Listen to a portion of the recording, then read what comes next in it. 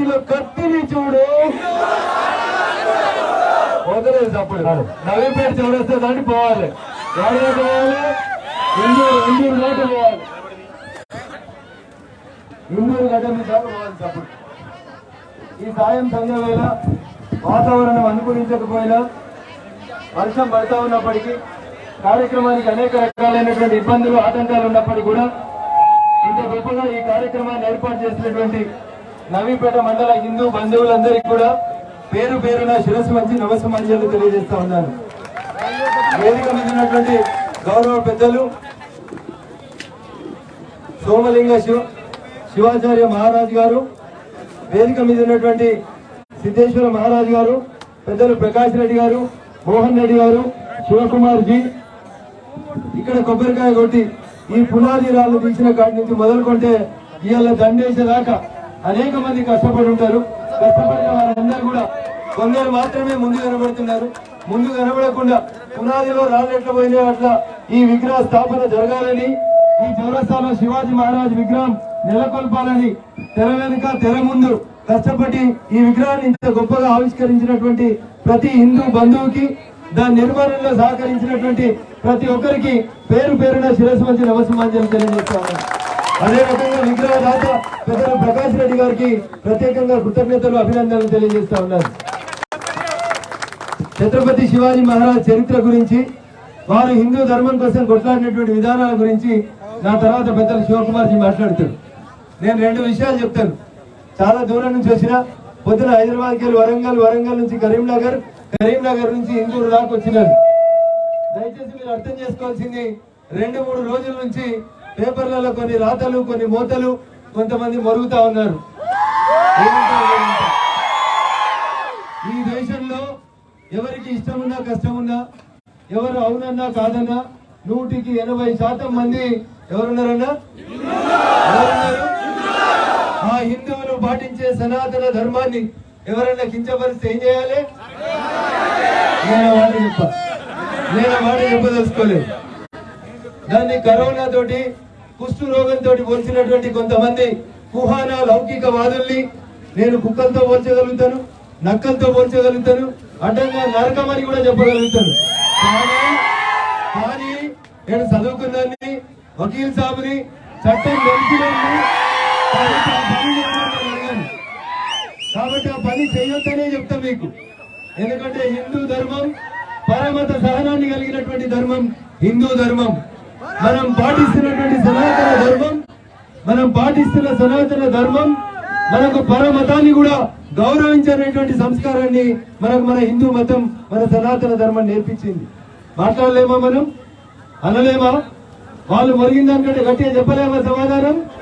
ఇదే చౌరస్తాల జై తెలంగాణ అని సంపన్న వర్ణాలు కూర్చున్న రోజు మనకి ఎవరైనా అడ్డొస్తే ఈట్కా జవాబ్ పత్తర్సేంగి అని చెప్పినటువంటి గట్ట. అవునా? నిజామాబాద్ జైల్లో దాశరథి గారు ఏం రాసిర్రు? జైలు గోడల మీద ఏం రాసిర్రు? నా తెలంగాణ కోటి రతనాల మీద అని చెప్పినటువంటి ఈ ఇందూరు గడ్డ మీద కుక్కలకి సమాధానం చెప్పాల్సినటువంటి పరిస్థితి వస్తే బాసర అమ్మవారి సాక్షిగా చెప్తా ఉన్నా, నిజంగా ఈ దేశంలో ఉన్న 100కి 80% ఉన్న హిందూ బంధువులు గట్టిగా చప్పట్లు కొడతారు. ఆ చప్పట్లు నచ్చిపోతారు.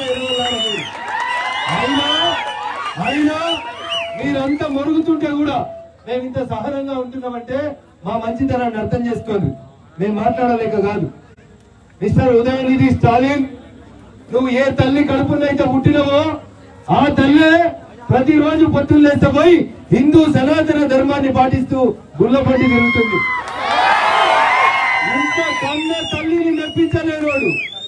ఇంత కన్న తల్లి పాటిస్తున్నటువంటి సనాతన ధర్మాన్ని గౌరవించాలని మూర్ఖుడికి మనం జవాబు చెప్పాలా?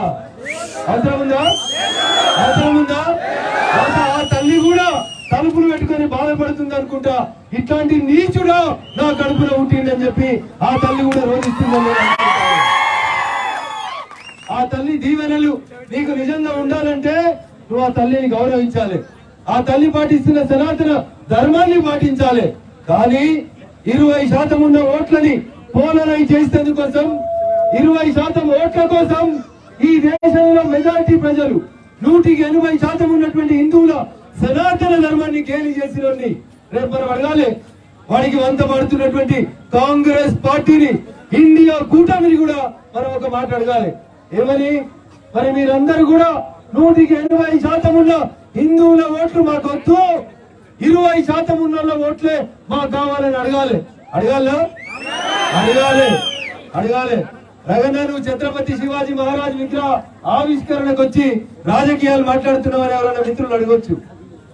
ఛత్రపతి శివాజీ మహారాజ్ తల్లి కడుపులోంచి చేతిలో కటకం పట్టిందాక ఏ ధర్మం కోసం కొట్లాడిండు? ఏ జెండా కోసం కొట్లాడిండు? మన విగ్రహం పెట్టుకుంది ఎందుకు? దండలేసి సెల్ఫీలు తీయడానికా? ఆ దండలో, ఆ విగ్రహంలో ఉన్నటువంటి చేతి కత్తి ఏం నేర్పియాలి మనకి? మన ధర్మాన్ని ఎవడన్నా తూలనాడితే ఏం చేయాలి? 150 కిలోల కట్టం ఉంటది శివాజీ చేతిలో.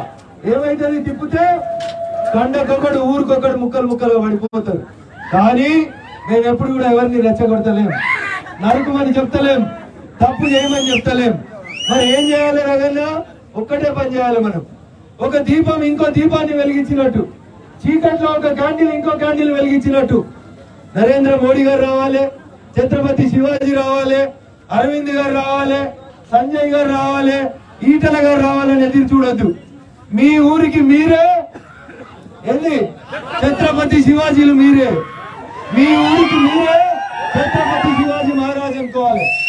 ఎవరైతే మన ధర్మాన్ని కించపరుస్తున్నారో, ఎవరైతే సనాతన ధర్మం గురించి అవాకులు చవాకులు పేలుతున్నారో వాళ్ళని ఎవరిని ఏమనుకుండ్రు. 2 రోజుల తర్వాత వస్తారు. రాజకీయ నాయకులు దేనికి భయపడతారు? మాంత్రికుని ప్రాణం దేంట్లో ఉంటది? ఉంది? 7 సముద్రాలు దాటినంత అవతల మర్రి చెట్టు తొర్రలో ఉన్న చిలుకలు ఉంటది ప్రాణం. రాజకీయ నాయకుల ప్రాణం యాడుంటది? బటన్ మీద ఉంటది.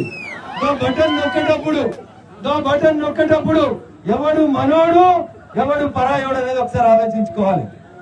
బరాబరి ఈ పంచాయతీ ఓట్ల పంచాయతీ, ఈ పంచాయతీ మన ధర్మానికి సంబంధించినటువంటి పంచాయతీ.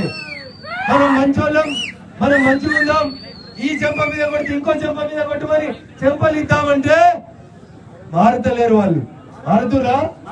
మరుగుతున్నారు. వాళ్ళు ఏమనుకుంటున్నారు అంటే మేము మరుగుతే ఎదురు వాళ్ళు భయపడుతున్నారు అనుకుంటారు.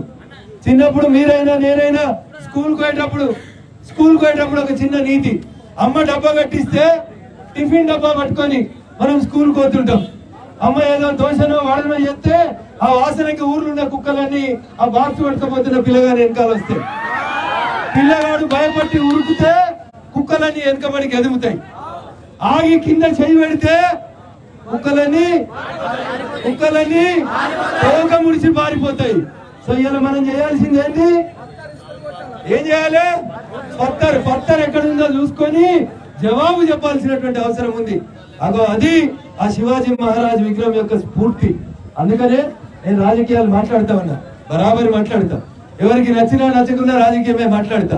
నేను రాజకీయ నాయకుని కాబట్టి నేను ఏం మాట్లాడినా అది రాజకీయం అనే చెప్తాను.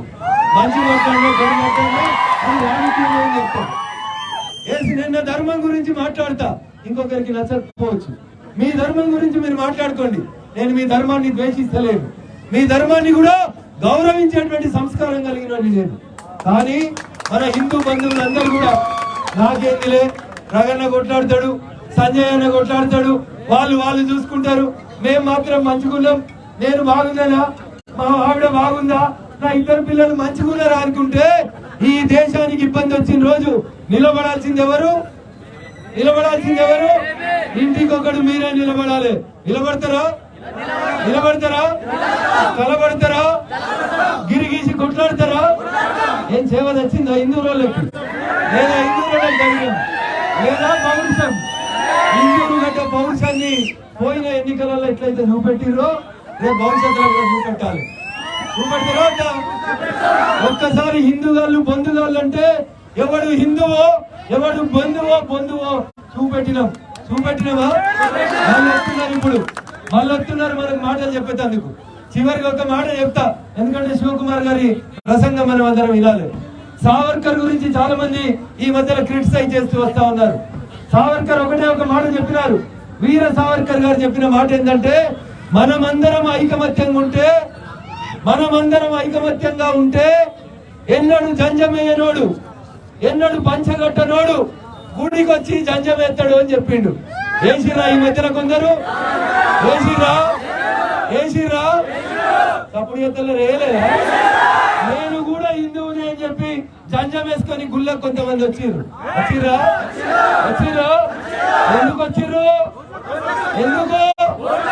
మన నరేంద్రుడి నాయకత్వంలో ఈ దేశంలో ఉన్నటువంటి హిందూ బంధువులందరూ సంఘటితం అవుతుంటే, నాడు సావర్కర్ గారు చెప్పినట్టు ఇవాళ హిందువుల ఐక్యతను చూసి తప్పనిసరి పరిస్థితులలో నేను కూడా హిందువునే అని చెప్పి జంజం వేసుకొని కొంతమంది గుళ్ళలకు వచ్చిర్రా.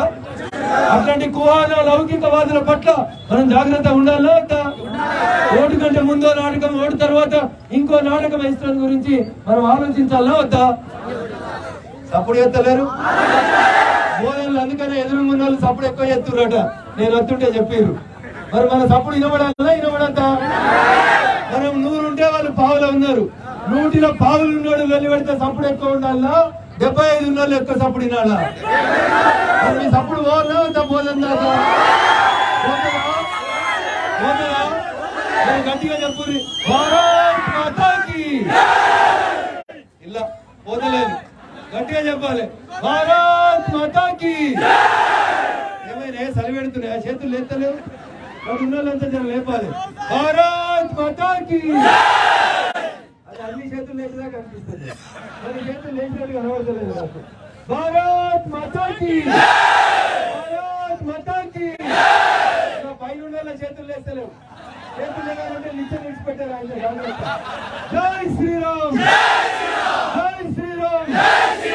సో నవీపేట చౌరస్తాలో పెట్టిన ఈ శివాజీ విగ్రహం మీలో స్ఫూర్తిని నింపాలని, వారి చేతిలో ఉన్నటువంటి కత్తి మన సనాతన ధర్మాన్ని గేలి చేస్తుందని నాలుకను ఖండించడానికి అవసరమైనప్పుడు వాడుతామని చెప్పి మనమందరం కూడా శివాజీ మహారాజ్ విగ్రహం మీద ప్రమాణం చేసి ఈ రోజు జిల్లాలో కలిగారు. మీ ఊరికి మీరే కథానాయకులు అవుతారా? మీ ఊరికి మీరే శివాజీ మహారాజ్ అవుతారా? అయితమనేటోళ్ళు చేతులు ఎత్తురి. ఉత్తుత్తి మాటలేనా? నిజంగా ధైర్యం ఉన్నదా? చేసుకోండి. అందుకని మా మంచితనాన్ని బలహీనతగా చూడొద్దని చెప్పి అందరికీ తెలియజేస్తూ, ఇంత వర్షం ప్రకృతి సహకరించినా సహకరించకుండా వాన పడుతుందంటే శుభకార్యం అని చెప్తారు ఊర్లలో పెద్ద మనుషులు. అంతేనా? కొంత ఆలస్యం అయినప్పటికీ కూడా ప్రకృతి కూడా పరవశించి ఆ విగ్రహాన్ని తన వాన ద్వారా కడగడానికి ఇచ్చేసినటువంటి ఈ శుభ తరుణంలో మిమ్మల్ని అందరినీ కలుసుకోవడానికి అవకాశం ఇచ్చినటువంటి బోధన్ నియోజకవర్గ భారతీయ జనతా పార్టీ పెద్దలకి, హిందూ బంధువులందరికీ కూడా శిరస్సు వంచి ప్రణామాలు తెలియజేస్తున్నాను. జై శ్రీరామ్.